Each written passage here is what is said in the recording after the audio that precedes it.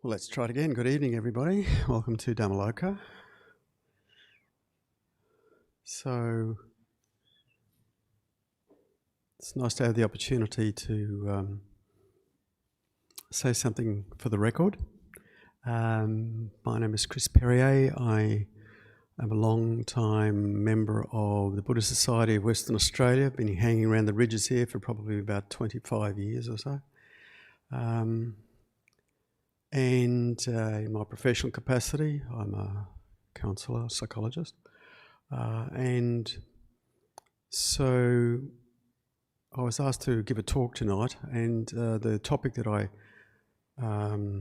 offered for reflection was priming the mind for freedom, which probably, if you think about it, could go in all sorts of directions. What I wanted to focus in on, though, was a talk that Ajahn Brahmali gave in the Sutta course, in the Sutta classes in July this year, or June or July this year. He was talking about the Buddhist teachings on partitioning them up into the practice of the Dharma through the practice of development of the mind, and the practice of the Dharma and the practice of experiencing freedom through the pathway of reflection. So these are these two avenues to experience freedom.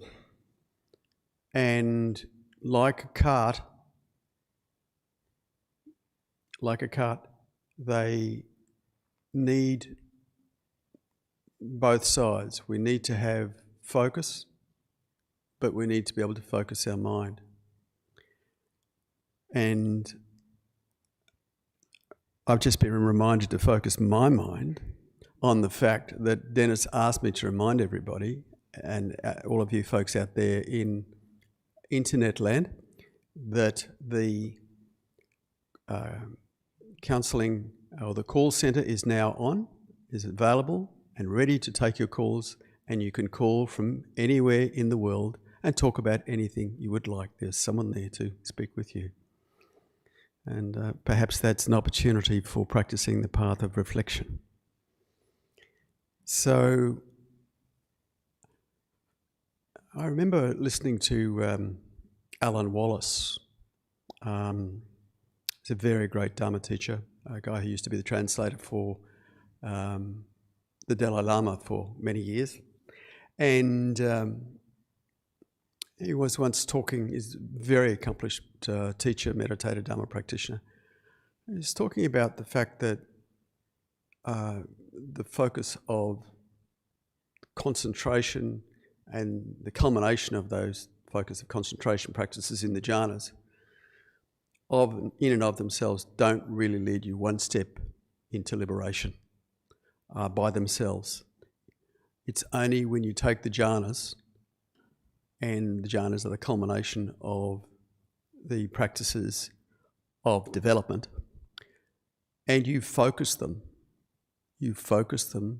on what the Buddha suggested that you should focus them on. In other words, you need a concentrated mind to be able to look at reality, contrasted with the opposite end of a concentrated mind, which is a scattered mind, or a dull mind, or a mind full of anger, or full of turbulent emotions.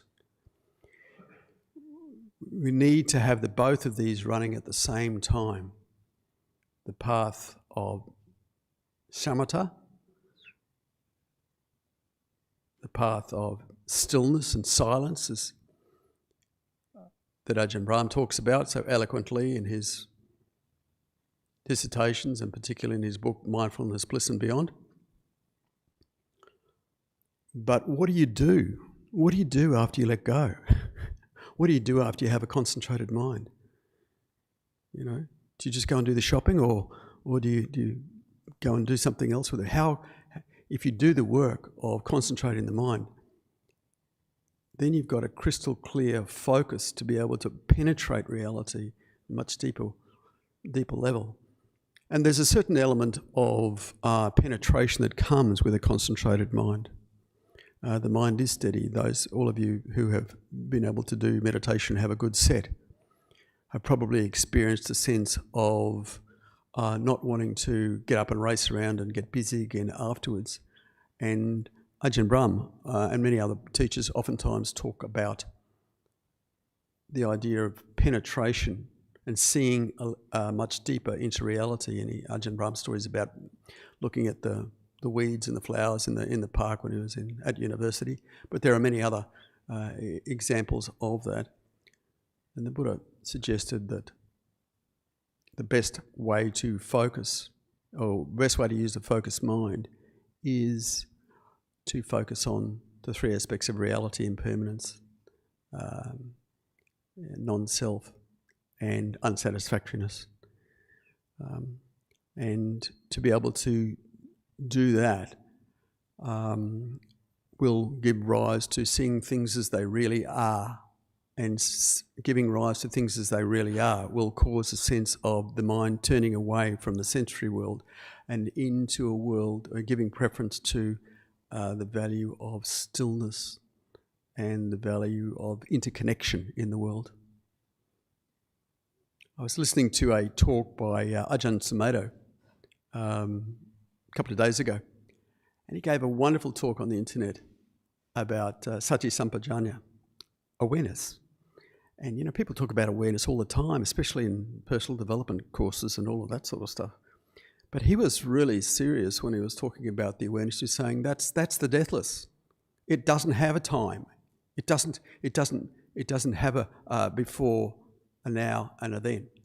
It's just a continuous now.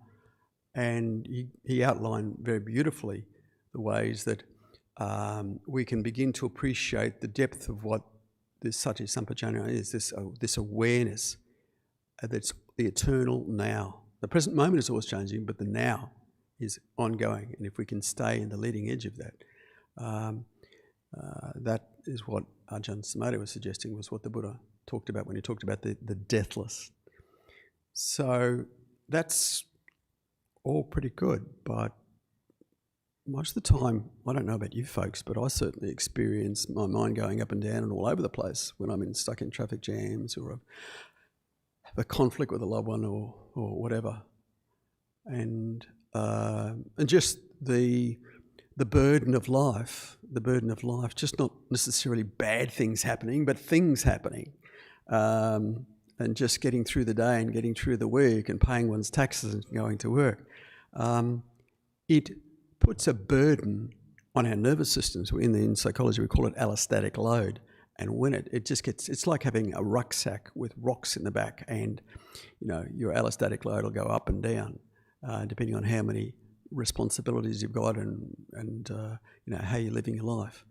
But the idea of how do we get to the place where we start to begin to hope to have clear seeing, and sometimes we have to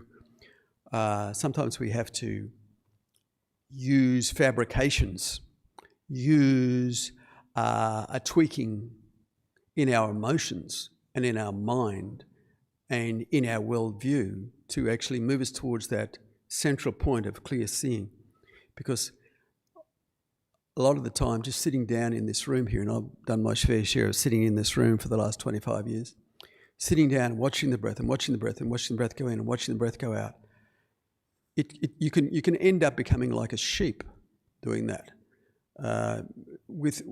It becomes a rite and a ritual that the Buddha said was not a good idea to get stuck in if you want to develop a sense of freedom and liberation in life.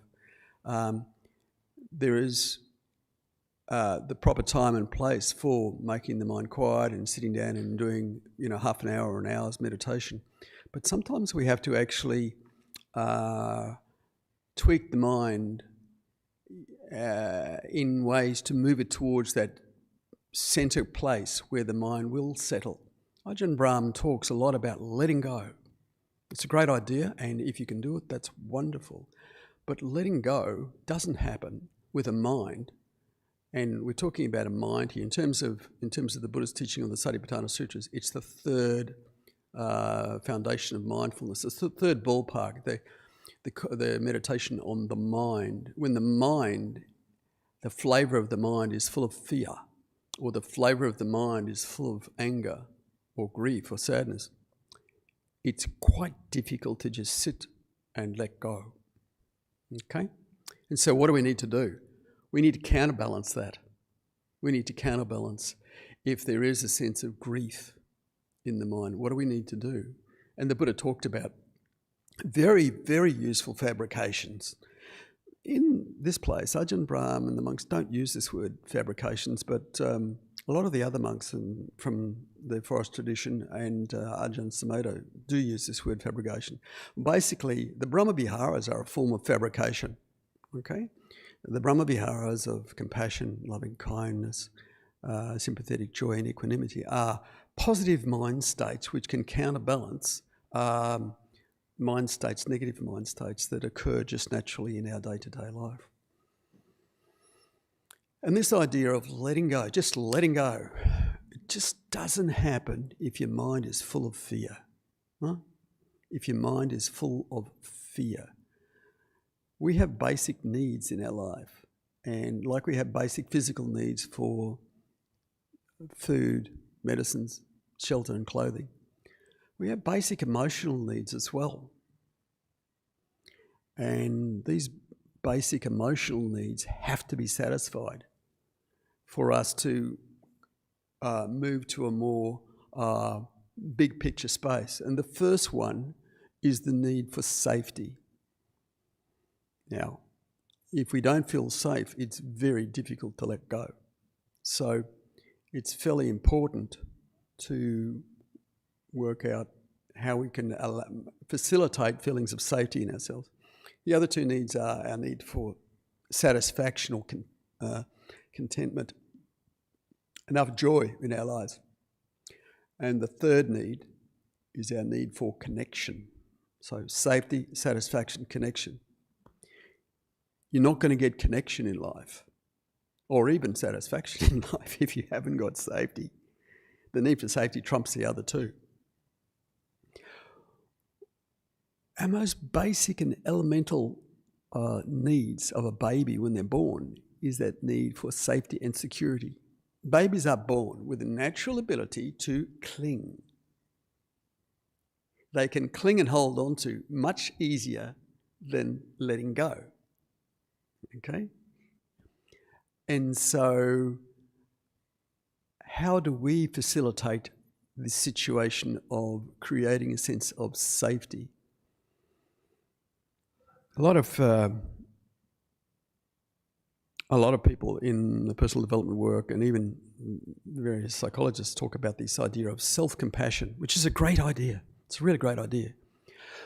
But it's very difficult to give compassion to yourself if you haven't got a clue what that feels like. And so many people are in that situation. Developmentally speaking, we have to receive before we can feed ourselves. We have to receive compassion. We have to receive being held. We have to receive being protected before we can have a sense that, that's something that maybe I should begin to learn how to do for myself. And so the number one way that human beings on this planet deal with powerful, difficult emotions in life, the number one way that they deal with is through a sense of looking to be held by others. This happens first of all by developmentally with a baby, and a baby is really tuned to get that mum to look at her or him, okay? The babies have this sort of inbuilt ability to actually get attention from their parents, and anyone who's a parent will know exactly what I'm talking about there. And it goes on from there. And this need for being held, this is why we oftentimes gather in groups when there is pain, someone dies, or there's a catastrophe or something like that. We need to be held. We need to be held. So I'm going to probably give a couple of talks along these lines and maybe talk about the other two down the track. I don't think I'm going to get an opportunity to talk about it tonight. But let's just focus on this first way of learning how to hold our pain. Now, what I'm saying to you is that my experience, both personally and professionally, is it ain't going to happen unless you have some sort of a template associated with being held. It just doesn't happen because you just wander through the wilderness trying to pull yourself up by your bootstraps and be positive and all of that sort of stuff, but it just, in the end, it just collapses most of the time. That's what I've observed professionally. There needs to be a sense of being held through a trusted other. And hopefully for most of us, that if we've got a halfway decent background with our upbringing, with our parents. The parents, by the way, only have to do this 30% of the time for it to be okay. They don't have to do it 100%. You only need one parent, and you only need one parent to do it 30% of the time for you to turn out okay.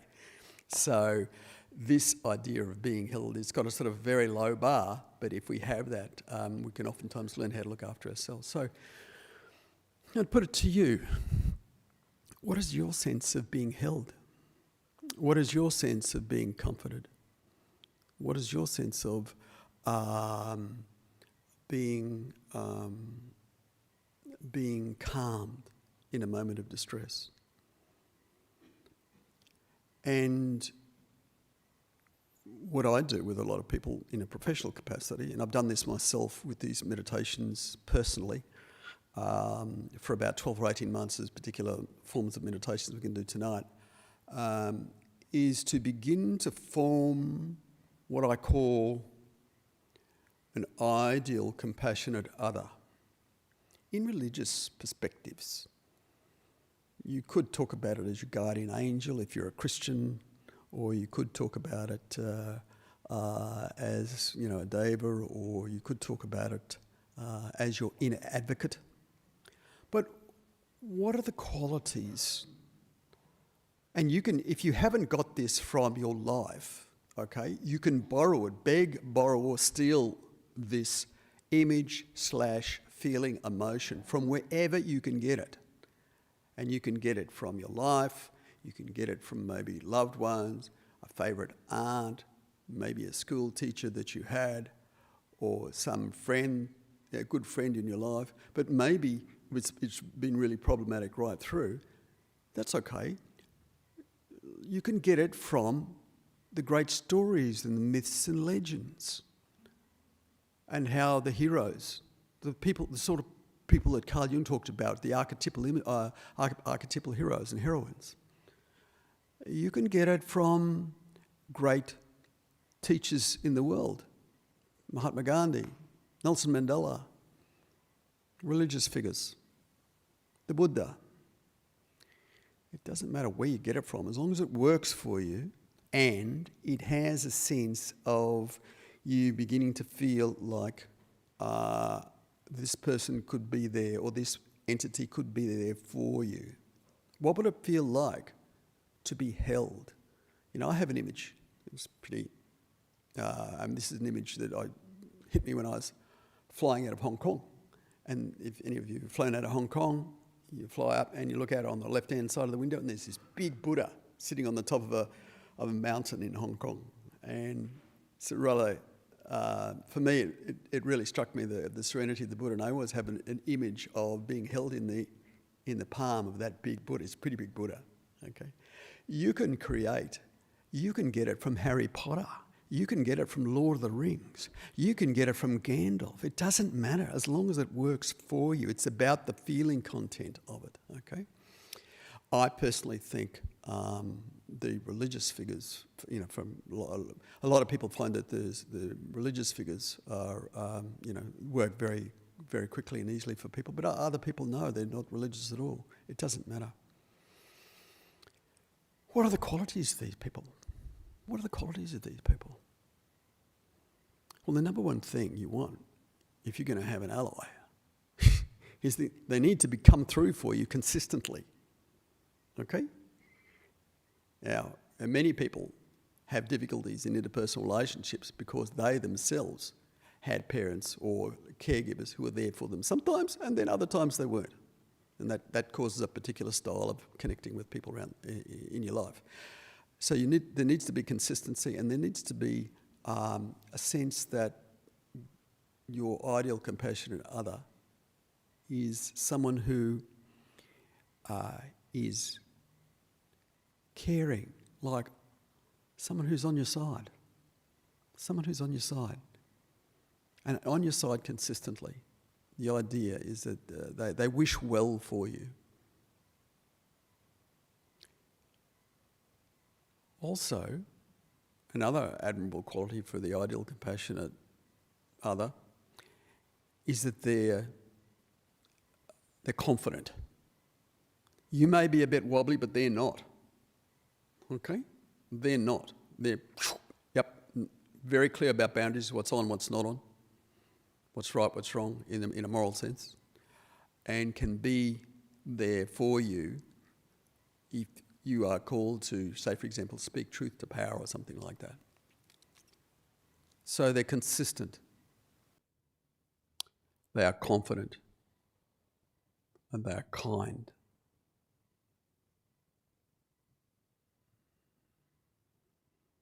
Also, what's important is that these qualities of this entity be that they have a real sense of understanding the actions and consequences. Basically, in the Buddhist perspective, the law of karma, actions, what goes around comes around. Okay? So as I'm describing these faculties, I want you to think, please, about who in your life, and it may well be, it's okay to have more than one in your team. You can have one of these, or you can have half a dozen of these. And they can be made up of all sorts of, a really motley crew. And it can be a bit, bit goofy. It doesn't matter if it's a bit silly, as long as it works for you. You can have, your inner allies.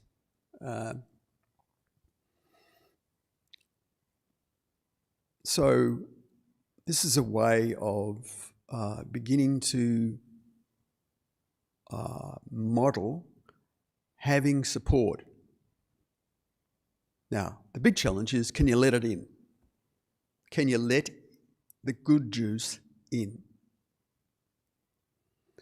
And especially if there's history of, inconsistency in the past, there could be all sorts of reasons why people don't let it in, and there could be fears of, being let down or whatever. But whatever it is, practice makes perfect at allowing goodness to sink in, allowing blessings in life to sink in. Otherwise, we can live our whole life being an emotional anorexic. We move through life and there's juice there, there's nourishment there for us. There are people who may be there, but the fear of losing control and the fear of letting go of control is so great that thanks but no thanks, okay?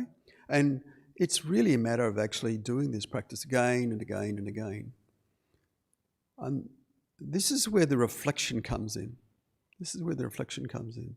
To be able to reflect that this is a good thing, to allow myself to receive, to allow myself to be dependent at the right time in a wise way. We all need each other. We start off being dependent. We then hopefully move to some sense of independence. And then later on, we begin to embrace, hopefully, if the person goes to a full level of maturity, we begin to embrace interdependence. I need you and you need me. And we're in this together. And so these particular practices are ways of beginning to form these templates And these templates are actually things that are happening in our nervous system, in our brain. It's not something outside of us. I mean, a lot of traditions visualise it as something outside of us, but what's actually happening is when you're doing these visualisation exercises, it actually really does affect your nervous system. As I've said before in giving talks here in a professional capacity, so many people that come along and ask for assistance from me, they say my life is, not good, it's, and they give me a very detailed description of how life is not good and not what they want. And then I say, well, what would you like? How would you like it to be? Oh, I've never thought of that. And, when you think about it, and then, 2 seconds later, I think, that's a good idea, maybe I should think of that. But it oftentimes brings up a fear, of having more. So that's all grist for the mill. That's all grist for the mill. And remember, if you can't make it yourself, fake it till you make it. Okay? In other words, you pretend. It's like going to acting classes and you become a really good actor. And the name of the game is not to actually say, well, is this really real for me, or is this, am I doing this right, and am I getting it right, and all that sort of stuff. It's about holding the feeling and the pictures, because our own inner experience is made up of pictures, words, and sensations in the body. Okay? That's the whole of our life experience. Pictures, videos, words, stories that we tell ourselves, and sensations in the body, right from the beginning, right to the end of our lives. And we may have all sorts of problematic combinations of those three things, which interrupt and disturb our sense. But it's really important that we begin to forge positive mental templates for the sense of receiving, the sense of having an ideal, compassionate other, an inner advocate, a guardian angel, whatever you want to call it, on our side. It's a major tool, factor in determining, when people go through tough times in life, who goes down and stays down versus who goes down and picks themselves up or reaches out and is lifted up by, the Good Samaritan or life or something like that. Because oftentimes we do need other people. We do need other people. There's no question about it.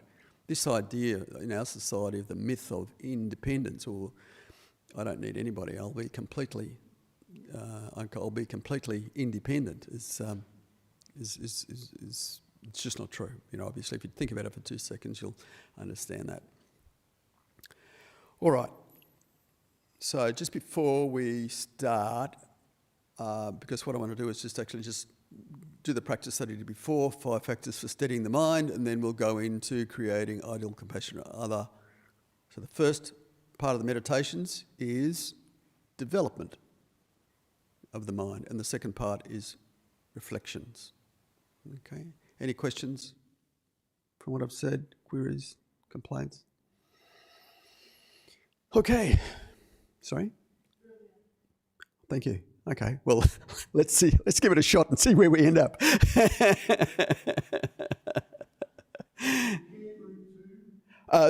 Sorry? With the care group? Is it time for another ad? Another ad. Yeah, let me remind you, ladies and gentlemen, all of you in all parts of the globe, that we are ready and waiting for your call at the care centre. And there will be a very nice person who will be happy to hear your concerns and respond in the best way possible to their abilities. And the numbers are on the screen.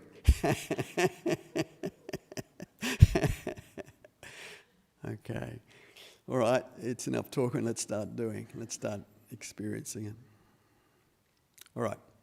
So just make your positions comfortable, steady.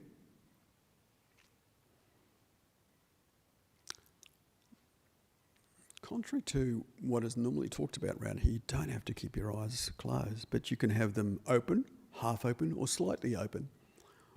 But if you do have them open, make them glazed. I won't go into why that's a good idea, but it helps. If your mind is really racy in a can of worms, I think it's quite good to actually have your eyes slightly open and just staring down at the carpet. Okay, so we start off by making a resolution to arrive. To arrive where? To arrive here. To arrive now. Which means that we are going to be very clear that this takes precedent over every other mental activity or thought process. And it is not something that you actively do. It's something that we do by allowing a sense of settling. The first way to steady the mind is to relax. Relaxing requires arriving here in our bodies. Still, maybe there's tension in various places, but we're beginning to bring a sense of curiosity to how our body is right now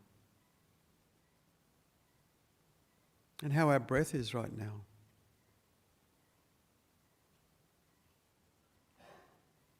And we can start that process off by beginning to give value to stillness in the body.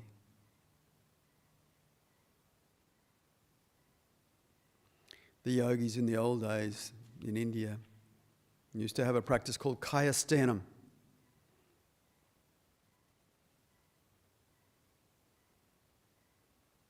Making the body like the stillness of a mountain. A mountain doesn't sort of get up and move around. It doesn't do anything. It just is. And there's no efforting involved in being here in one's body. The body will take care of itself if you allow the body to soften, to do what it needs to do. And bringing a feeling into the body of softness and gentleness.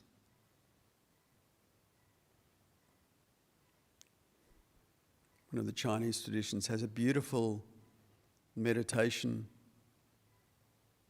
that starts in this way by making the body still like a mountain,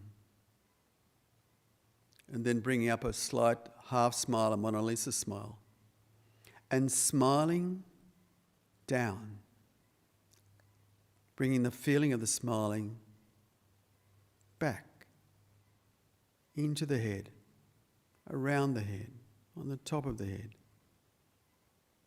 and smiling at the jaws, the back of the neck.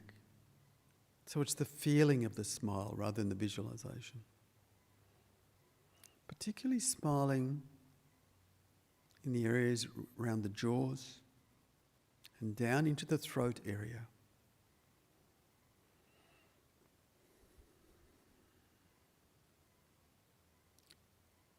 You can extend that down through into the arms.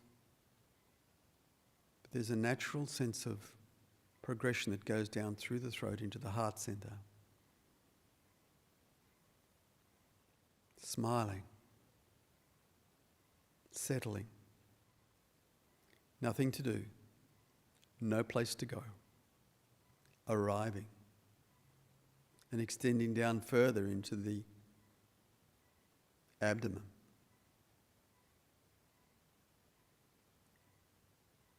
These areas,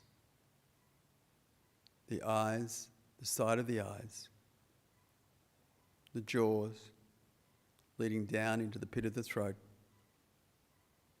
down into the heart centre, and down into the abdomen.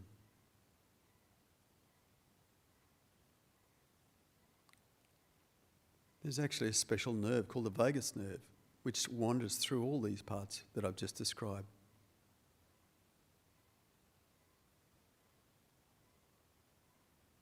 And when it is in its relaxation mode, its ventral mode, it evokes a sense of spontaneous letting go, of stillness.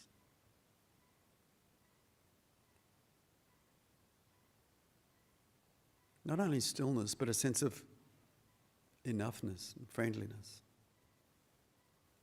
There are emotional things that occur as well as physical relaxation. Take that inner smile and spread it down into your torso and the base of your body, your buttocks. If you're on a chair, the back of your legs, and then down your legs to the soles of your feet. If you're sitting cross-legged, then that triangular base.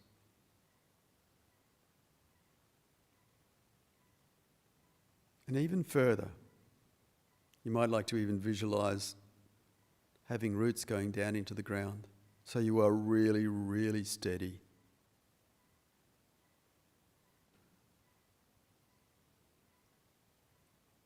And at the same time,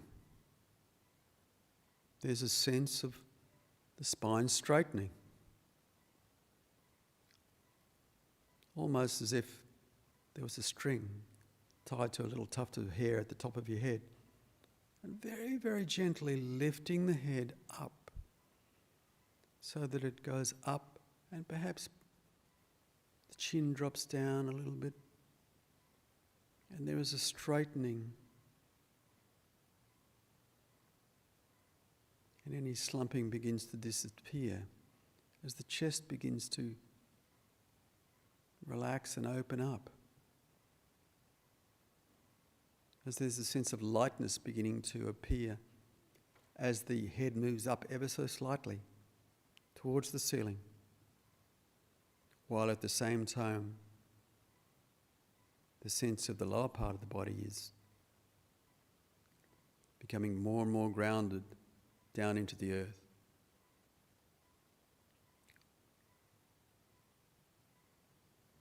This is the first way of steadying the mind. Relaxing, arriving. As Thich Nhat Hanh said, I have arrived.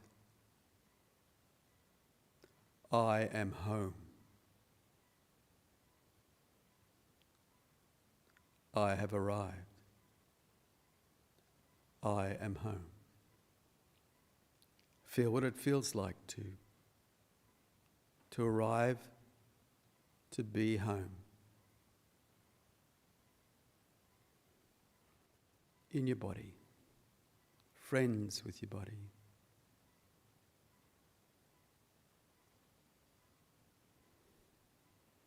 And with this sense of friends with the body,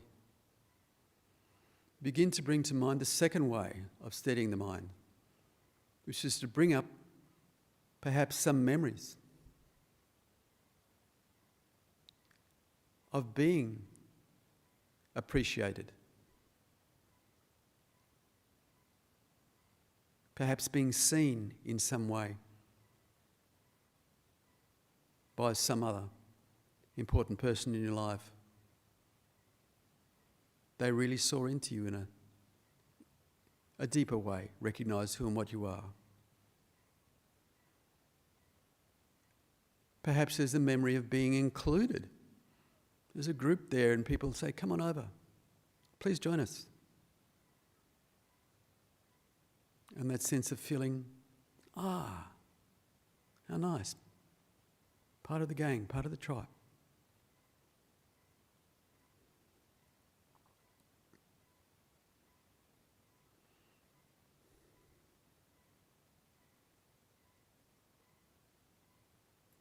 Perhaps there's a situation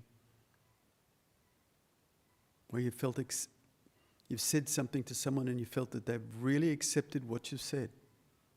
They really, really understood where you're coming from.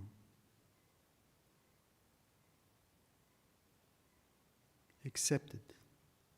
There's a sense of feeling acceptance of who and what you are.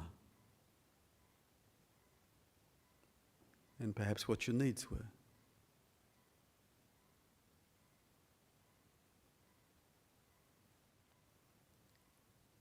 Maybe there's a situation where you felt with a group of people and they were joking around. It was quite obvious that they liked you. They enjoyed your company. Perhaps it was just goofing off, playing around, but it was clear. Everybody felt very comfortable with you. You were liked. And finally, there may be some special people in your life who've given you very clear signs, messages, words that you are loved. Bring up those recollections now. Let them sink into your bones. Let them sink into your mind and your emotions. And allow the third foundation of mindfulness in the Satipatthana, mindfulness of the mind, to be imbued with this sense of feeling connected.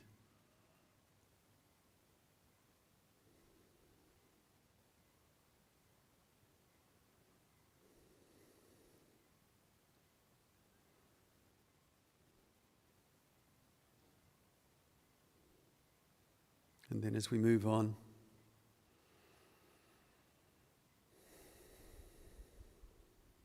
the third aspect of steadying the mind, one way of steadying it, is a way of using fabrications. We're using fabrications right now to tweak the mind into that central place ready for deeper letting go.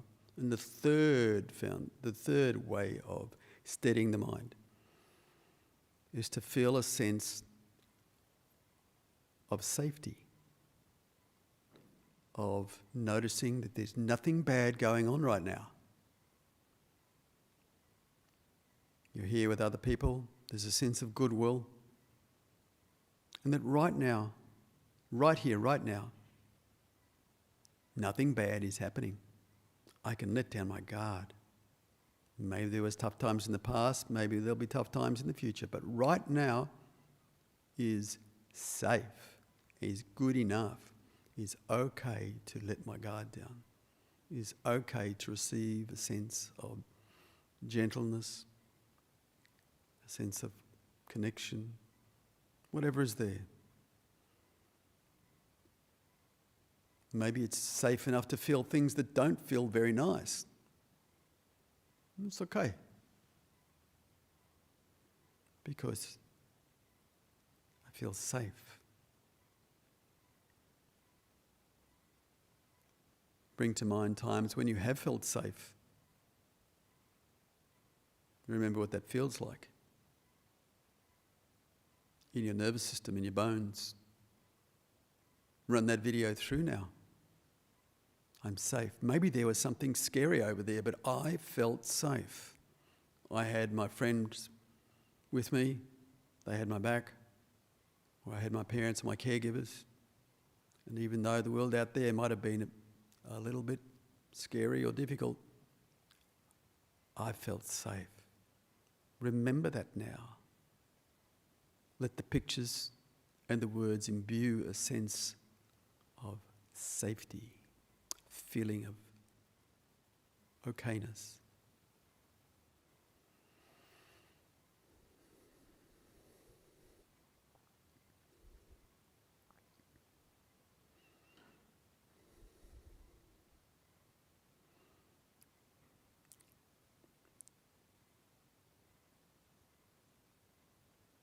And from that sense of okayness, safety, we go to the fourth way of steadying the mind.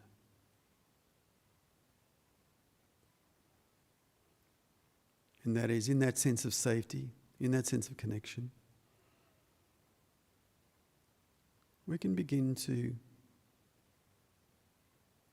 contemplate that this is enough. Contentment brings to mind times when the mind was content, when the mind was not tipping over into drivenness or fear or compulsive craving or aversion. Things may not have been perfect, but this was good enough. Contentment. Bring to mind times when the mind was not itchy, the mind was settled. This is enough.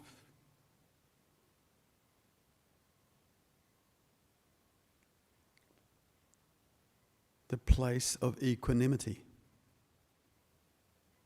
Maybe nice to have more, but this is enough.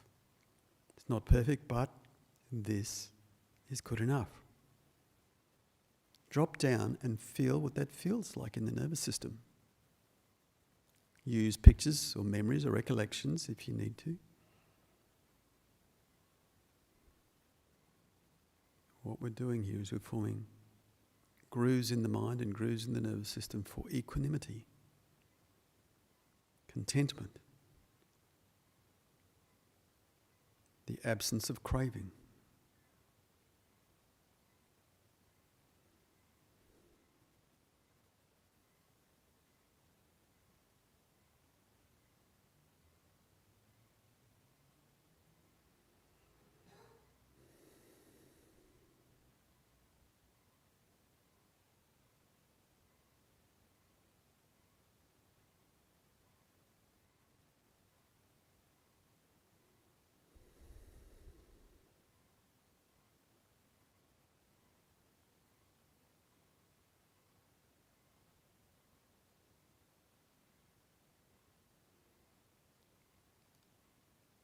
That sets the stage for the fifth way of steadying the mind, which is to make a determination, or the Buddha said, an adhitthana, a resolution. I will give myself over to stillness in the mind. And to do that, you may just want to do open focus, or just watching the mind, or you might select an object like a mantra or the breath.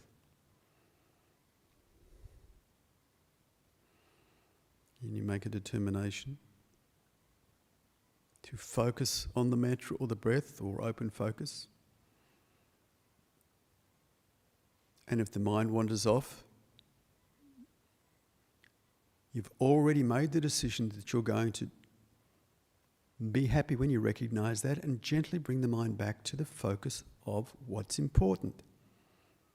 The breath or the mantra or the open focus.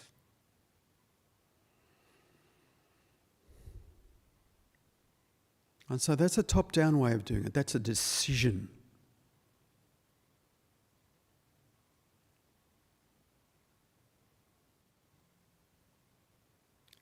But there's another way to do it as well at the same time. There's a way of doing it from the bottom up. What does that feeling of determination feel like? To feel of setting the course in the body-mind for stillness, for steadiness. You know what that feels like because you've been there before, I'm sure. Remember that feeling.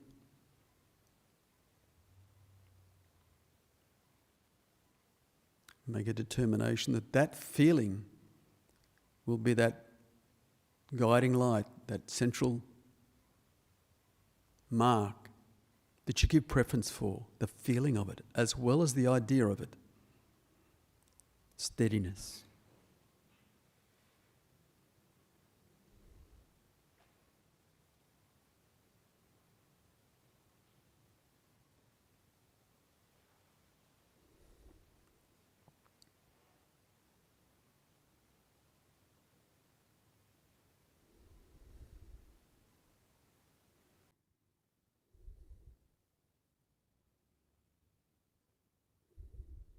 And go ahead now for a few moments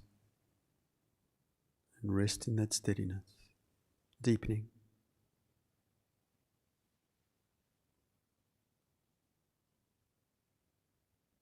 Surrendering, giving over to it,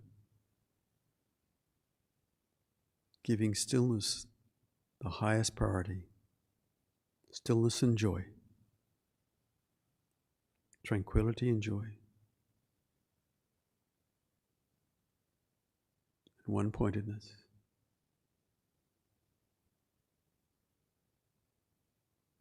Three of the jhana factors.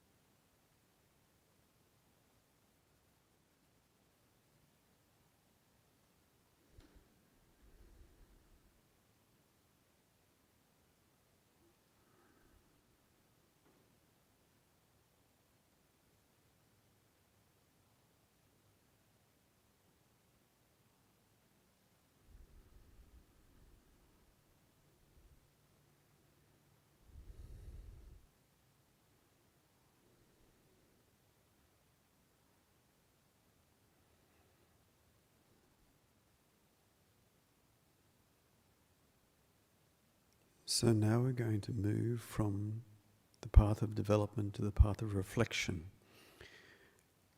Take what you've made now.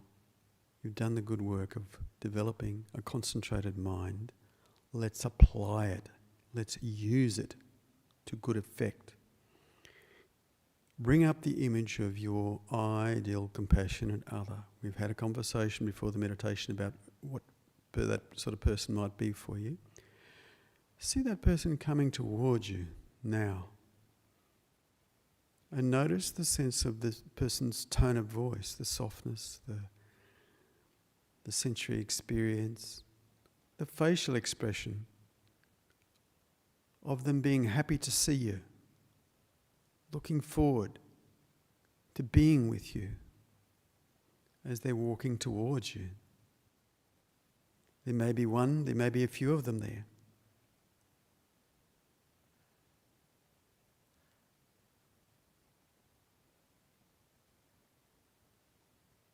Until they come right up close to you and stand there with you. Either around you, in front of you, wherever, behind you, wherever. If it's relevant, perhaps they might put their hand on your shoulder. Or perhaps they might just sit there, stand there with you.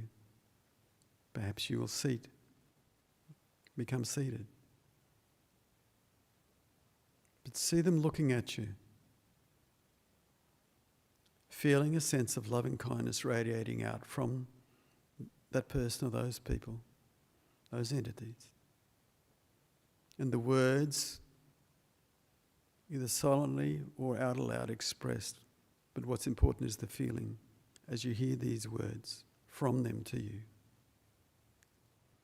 May you be safe, and say your name silently. Free from enmity and danger.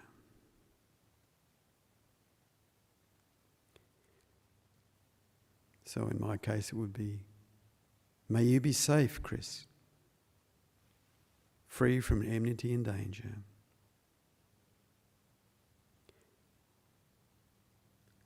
Let the meaning of those words sink into you.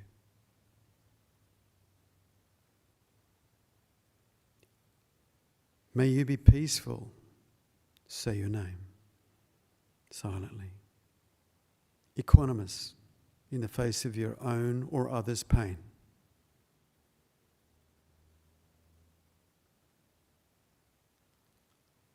Let the feeling of that sink in, receiving it, this gift.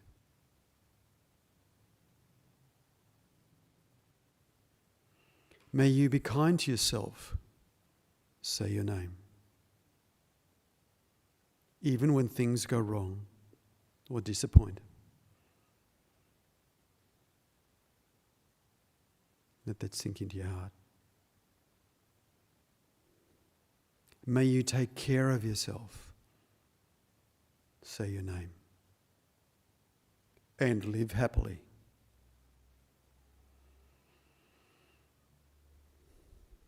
Hear them say these phrases to you a couple of times, stopping at the end of each one and feeling the vibration and the meaning of them sinking into your heart, opening and receiving it. You don't have to use exactly the words that I used. You can make up your own. I'll just repeat them one more time. May you be safe. Say your name. Free from enmity and danger. May you be peaceful. Say your name. Equanimous in the midst of your own and others' pain. May you be kind to yourself. Hear your name. Even when things go wrong or disappoint.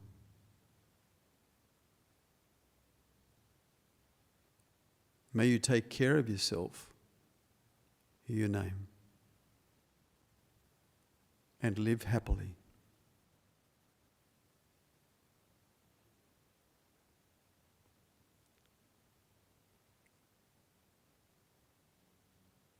The focus here is on Receiving the blessings, letting them in, understanding it's okay to let go of control and let the good vibes in. There may be some scare with this, but just bring a sense of equanimity and refocus on receiving the blessings.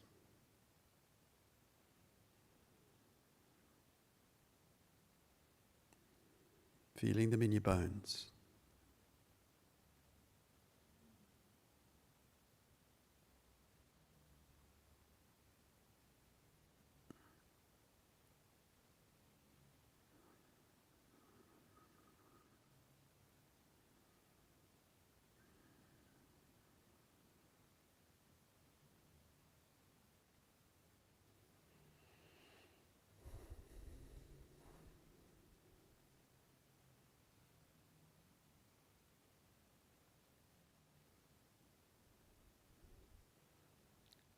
So now please bring yourself back, but remember what this felt like. Remember this experience and recreate it half a dozen times a day for 10, 15 seconds. When you turn the key of your car, or you walk through the front door, or you walk past the water cooler at work, remember the feeling of this experience in what we call micro hits. 10, 15 times, or 10 or 15 seconds, half a dozen times a day. This will cause profound transformation in your nervous system and in your personality, and prime the mind in the direction of freedom.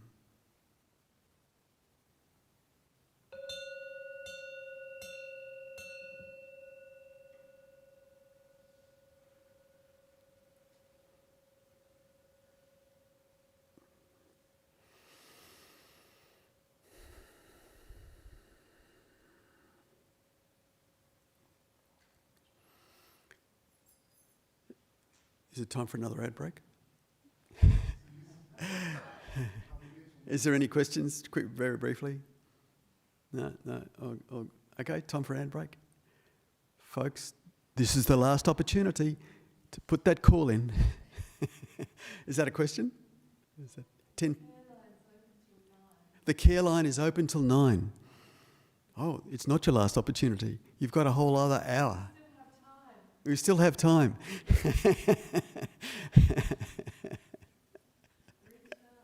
Reach out. Okay, folks, it's on WhatsApp. You can call from anywhere in the world. You know, when I go to Brazil, I'm going to call you guys. Okay. Okay.